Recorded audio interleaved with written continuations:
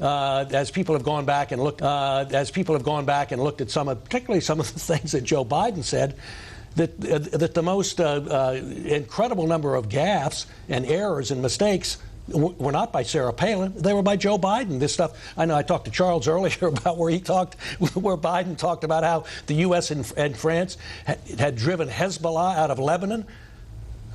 That didn't happen, Brett. They drove us out of Lebanon. Yeah, I know. I don't know where he comes up with these things. And about the missiles from Pakistan can reach Israel, which of course they can't, with nuclear weapons, and on and on and on. And even about the vice presidency itself.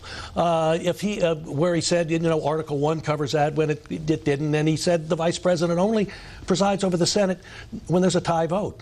That's not right. He presides all the time. Anyway, then my point is this. If Sarah Palin had made one or two of those really egregious mistakes, we'd be sitting here tonight talking about whether John McCain will be able to keep her on the ticket.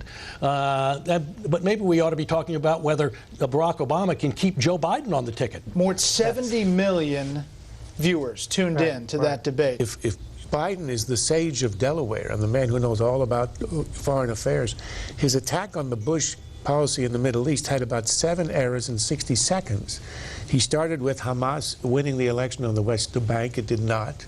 He continued with that idea of us driving Hezbollah to Lebanon, which hadn't happened. And then he said that if his proposal of introducing NATO into Lebanon had been adopted, Hezbollah would not now be in the government. There was never such a proposal. It would never have passed. And Hezbollah was already in the government. This is a guy who's supposed to know a lot of stuff on foreign affairs.